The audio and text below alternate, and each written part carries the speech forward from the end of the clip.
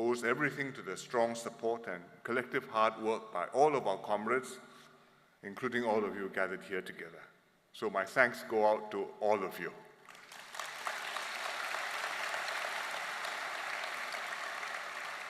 And I say thank you especially to all those who received awards at last night's ceremony, because the party recognizes and appreciates everything that you have done.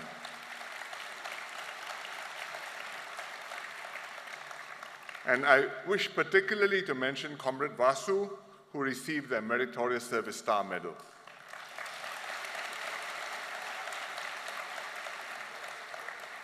Vasu entered politics together with me. We were newbies contesting our first general election together in 1984. I was in Tegi, he was next door in Bowen, and later we went to Tanjung Pagar and other places. And then came back to Tegi and Ang Mo Kio after he retired as an MP and continued to serve, looking after the activists, looking after the residents, continuing to do good work. And that is the way we hope all our activists should be, and we hope we can all embrace this spirit of continuous service and dedication and commitment to the country. So to all our award winners, well deserved, and once again, congratulations.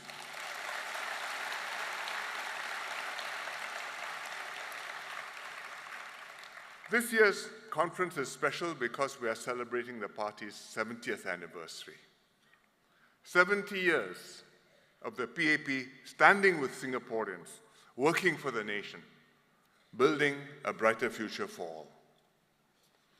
Today is also a significant milestone for me personally, because this will be my last speech to the party conference as Secretary General.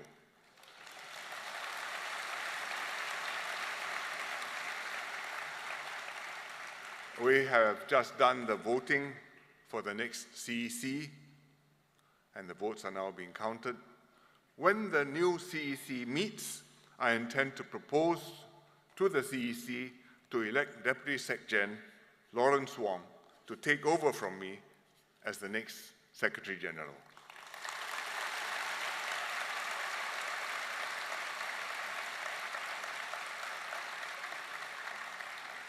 And this will complete the leadership transition from me to my successor. The process started quite some time ago. In 2022, the 4G ministers overwhelmingly endorsed Comrade Lawrence Wong as their choice to lead them. And shortly after that, I appointed him Deputy Prime Minister. Then, following the last party conference, Comrade Lawrence became the Deputy Secretary General and also started chairing the party exco. Since then, he has assumed more responsibility in running the party and preparing for the next general elections. And this year in May, he took over from me as Prime Minister, and that transition, I'm happy to say, has gone very smoothly.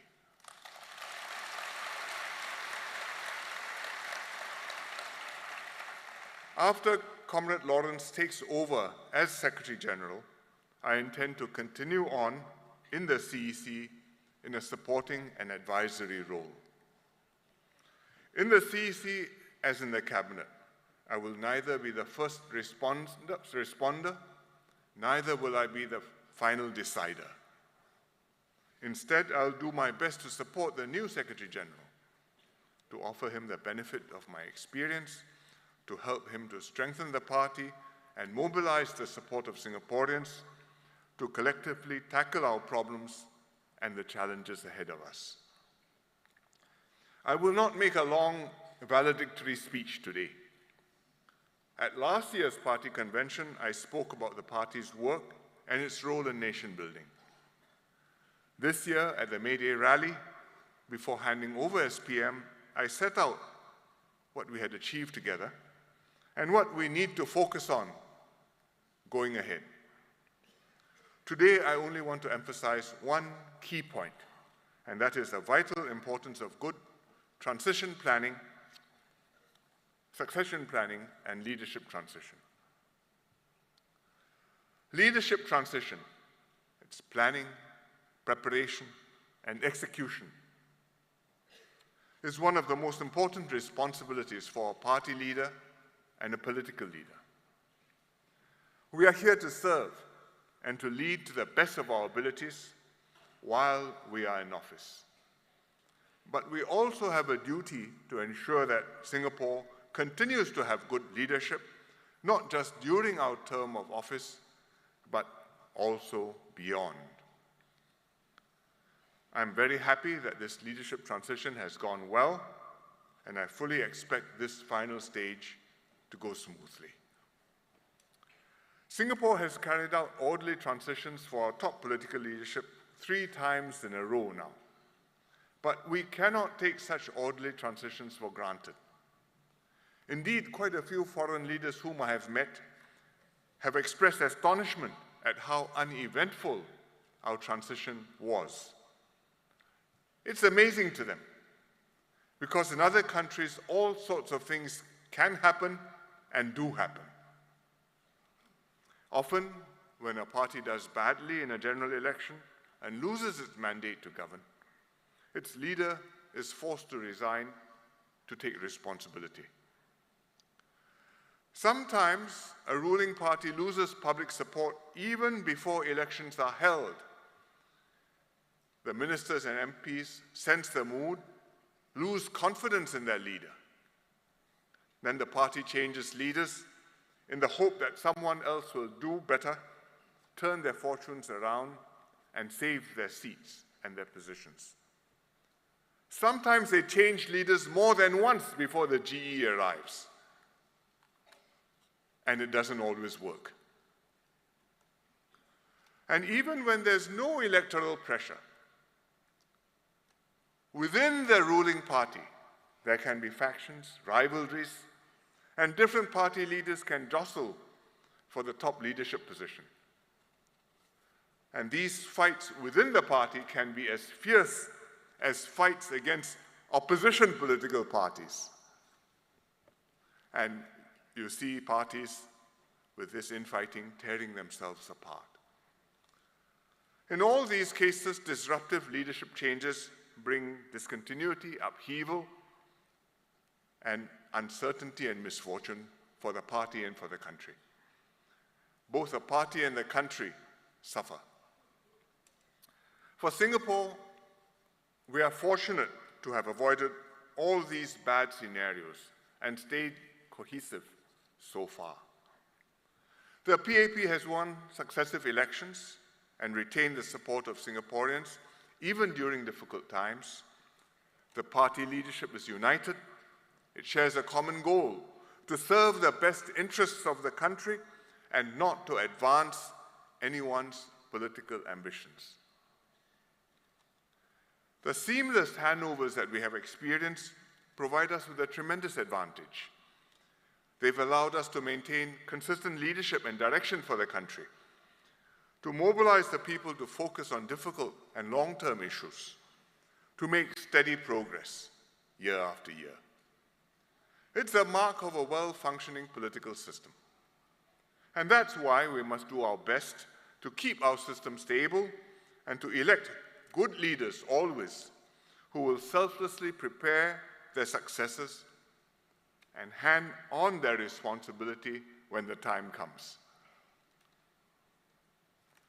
As Secretary General, Comrade Lawrence will have a full agenda. He'll have to build up the party, keep up activities on the ground and online, strengthen outreach to non-party groups, ramp up preparations for the next general election, to be held by the end of next year.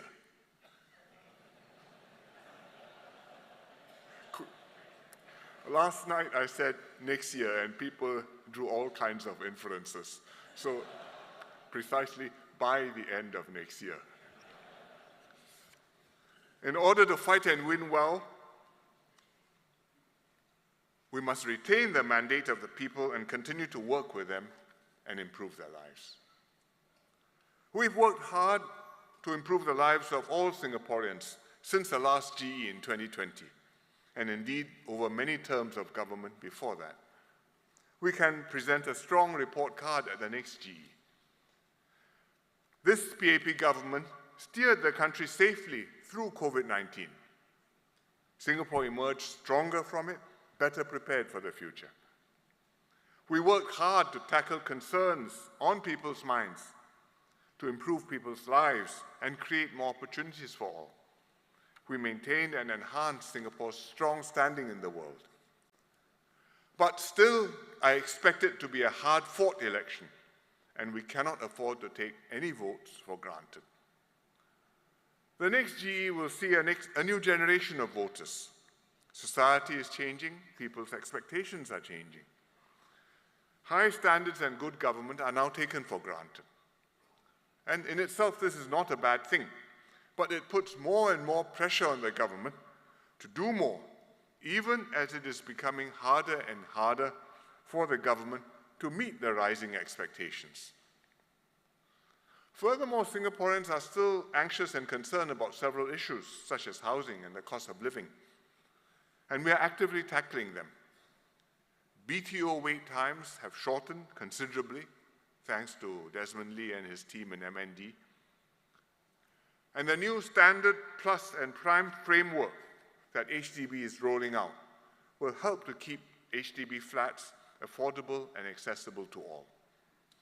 Inflation has eased, and we will continue to provide support to households, especially those in greater need.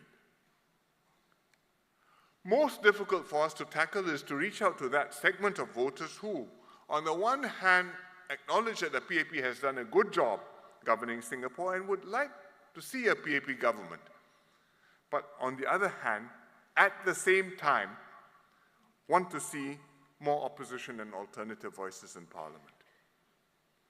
And we have to work very hard to make sure that voters understand that they cannot afford to treat this next general election as a by-election. What is at stake is not who is to be your MP alone, but what is the future of Singapore. I expect all the seats to be contested, and quite a few of them fiercely contested. You will not just be voting to decide who your constituency MP is. Your vote may well determine which party will govern Singapore. Therefore, the wisest and most responsible thing for Singaporeans to do is to vote according to your conscience for the party that you think will best secure your lives, your livelihoods, and your futures. The party you truly want to govern Singapore. And we have to convince voters that the PAP is the right choice.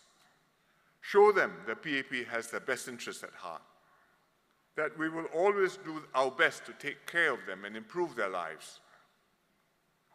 And this is not just a task for the party leaders and for the branch activists, but for all party members, every branch, every member, every activist, everyone who cares about the future of Singapore.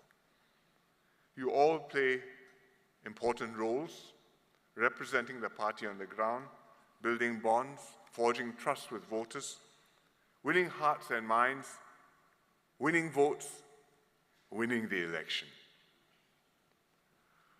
Our Singapore system has performed exceptionally and has delivered exceptional results for Singaporeans. And we must do our utmost to keep this system exceptional. We are different. We must always be different. If we are same, I can tell you, Singapore is going to be different. We must always be clean and incorrupt, meritocratic, uplifting and bringing out the best in our people. Always serving a higher purpose. Not privileges for a few, but the well-being of all, as we build a successful nation where everyone can progress together. The PAP has upheld and strengthened this system for 3 generations now, and in so doing, we have earned and maintained the respect and the trust of Singaporeans. They know that by voting for the PAP, they are voting for a team that will put in the hard work, do right by them, and look after their long-term interests and future. They know that when they vote for the PAP, they are voting for a better future for themselves and for their children. Comrade Lawrence and his team will now shoulder this responsibility of leadership. Please join me to give them your full support, just as you have supported me and my team over the past 20 years.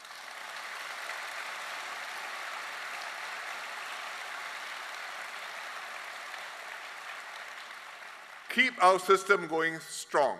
Keep Singapore special, outstanding, for many years to come. Majulah PAP, Majulah Singapura. Thank you.